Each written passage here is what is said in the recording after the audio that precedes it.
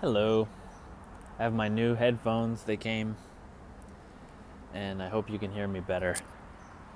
I went through two other pairs that didn't work, and I just finally went back to the Apple brand, ordered them on the site. Actually, their site was pretty easy to use from the iPhone. Um, not, I was expecting it to be harder. I usually use Amazon, so these aren't available on Amazon.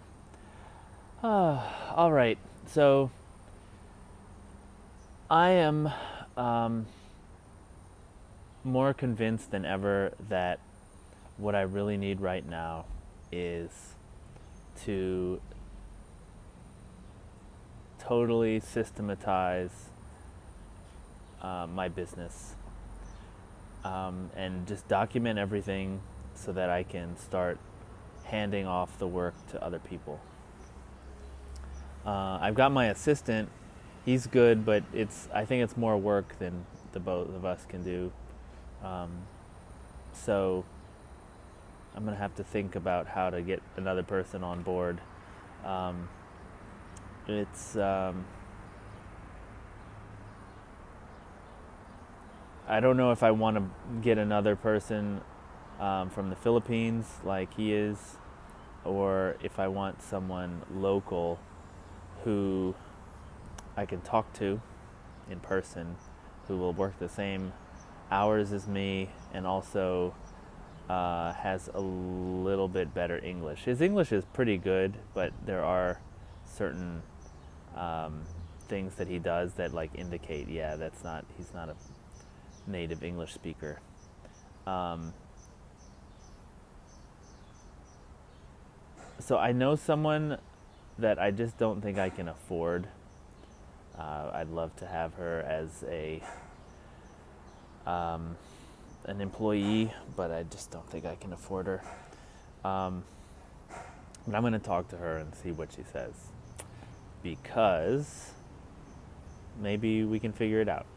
So the issue is like I'm pretty sure she would want full-time employment with benefits and everything, and I can't even afford that for myself. So, um, I couldn't give that to her at the moment. Um, okay, but the idea behind systematizing it is that um, I would have a total system all documented with um, kind of like this is a prototype for how to run the business, how to produce content, market the content in other markets. So that means I'm right now doing closure. I'm prototyping how to attract closure programmers, sell to closure programmers, and sell content to them.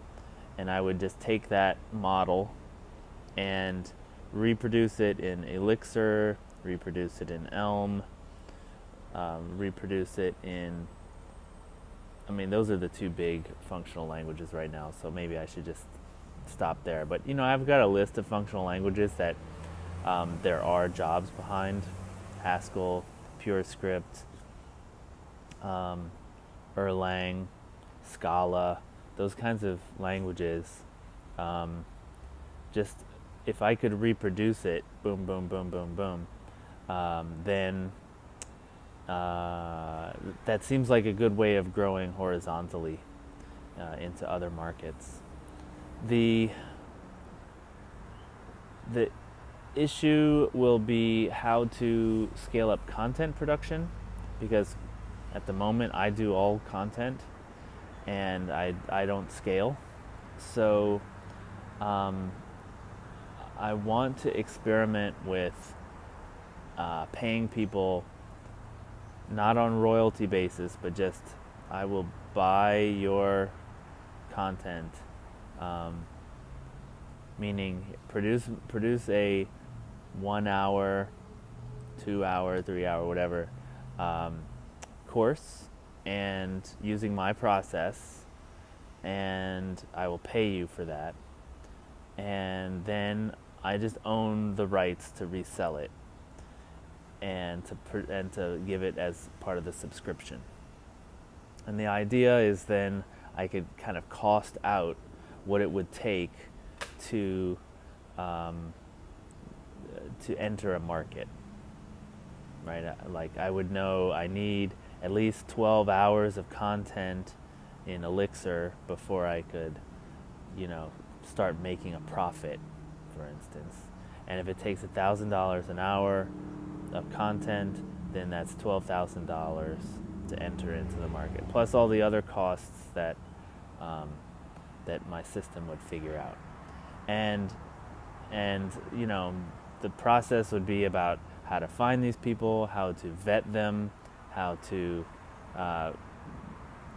sign them up, and then guide them through the content creation process. There's probably going to be some attrition because a lot of people won't actually produce the content. And a lot of it's going to be subpar. A lot of it's going to be really good though, and that stuff will make it into the program. So yeah, that is. I guess I should start doing that in Clojure as part of the prototype. Is trying to find other people to make content and come up with the model and figure out the cost, like how much do they get paid? Because $1,000 sounds great, but what quickly becomes apparent is that $1,000 for a developer is not even 1 week of pay, and they realize that this took 6 weeks to make, right? Like it's not cost effective, and it's just a one-time payment, as opposed to if I was gonna sell this online, maybe I would make a couple hundred a week on it, and that would be in perpetuity. So it's but then of course it's not really worth more than $1,000 per course. So there's that too. Like I need to make money on it as well. But we'll figure it out. Maybe it's $1,000 plus some kind of after it's gone a year, you get another chunk. I don't know, or maybe some ramp up scale, like your first hour is at $1,000 an hour, but then your second hour is at $1,100, and so it incentivizes you to keep producing more content because you're getting paid more. There is the model of doing royalties, which has the benefit of having people drive traffic. So you make this course, it's available on the platform. If they sell more, they make more money, and so they want to drive people to it. That is the option that I originally explored about 2 years ago, or it's a year and a half ago. I was making preparations to expand into multiple other languages, and what happened, I don't know if I've ever told you this story, blog. What happened is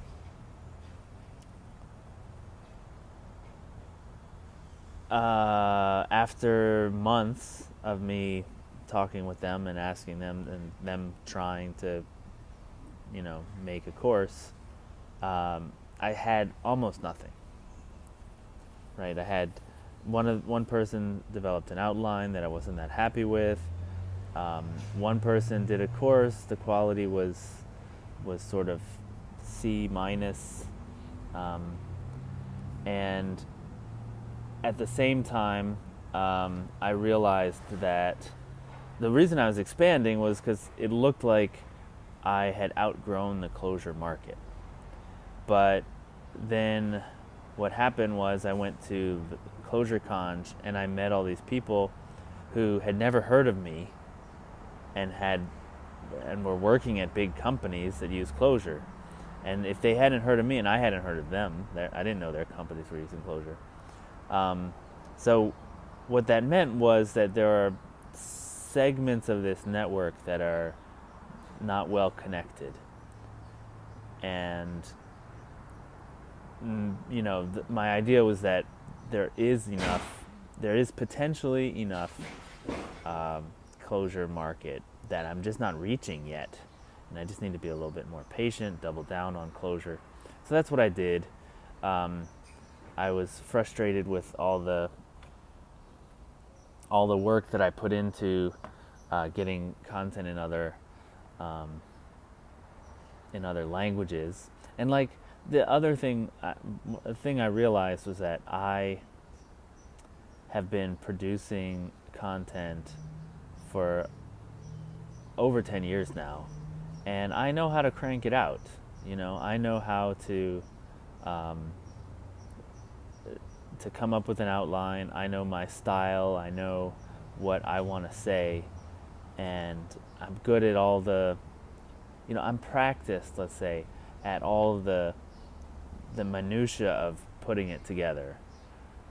So like, how do you record your audio, and how do I set up my screen for recording, and how do I get quiet time in the day to do that? Like all these little things that I do that make it that are so easy to me now. They're natural. I just do them all the time.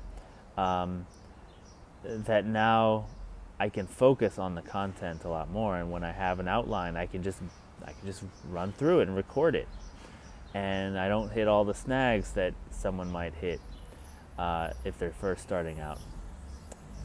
I mean, it's the same for blog posts. If I have an idea, I can write out a blog post, and I've already got my site up. I know how to publish. I know how to format. I know how. I've decided not to have images in my blogs. And I can just focus on the content. And so I was trying to get people who were not as experienced in producing content, and especially at producing video, to make the videos. And the problem is they were getting hung up on all these things that I find natural now. And so part of me wanted to just like fly to their house and be like, I will produce the thing for you. Sorry, there's a mosquito. I will produce it. I will film you. All you have to do is stand there and talk. You produce the outline and the notes and everything, and bring your expertise, and I will do everything else. And it might have to be like that. And then the other thing I was trying to do is make it a royalty program, so that my idea was that it would be cheaper for me to sign people up, because I wouldn't pay them until people started actually using their content, right? But it also creates a lot of accounting issues, and I'd probably have to hire a real accountant to handle. It's a lot of stuff like, do we have the right tax forms filled out? Do we have all the contracts signed that have a licensing agreement with royalties? Sending out checks monthly and all that stuff is like a ton of work. And I just decided that at that point in time it wasn't worth working on. And so I might revisit that in the future, but I would much rather have a fixed fee that I pay someone to develop the content, and I handle the marketing stuff.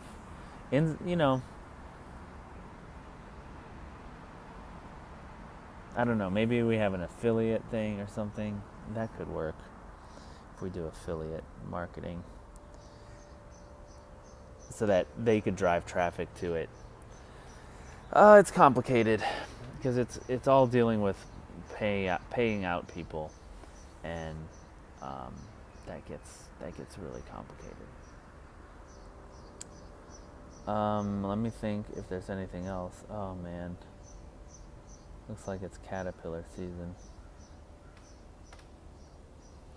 There's caterpillars walking all over the place. I gotta be careful not to sting myself.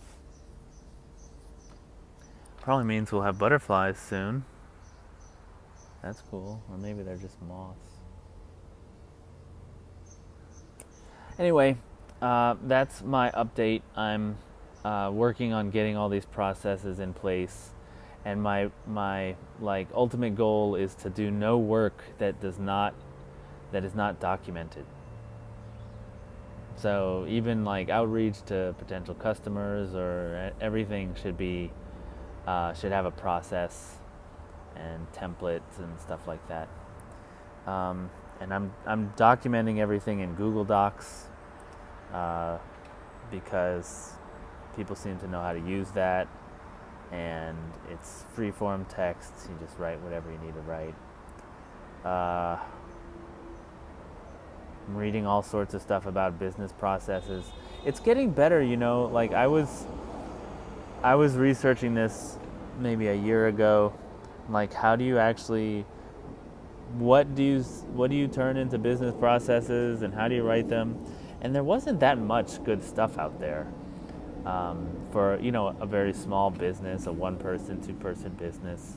Like where do you begin documenting, and what should your documents look like, and how can you decide when to automate and stuff like that. But it seems like the online blogging world has started to fill out that space, so that's good.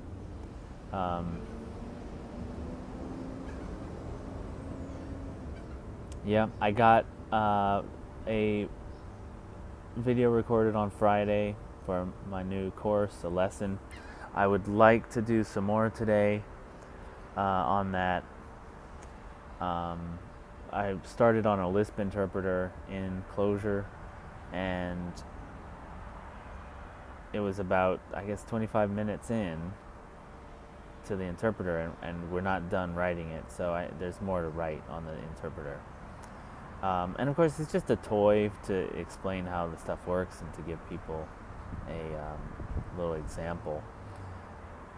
And this idea that you can write your own DSL, that's pretty cool.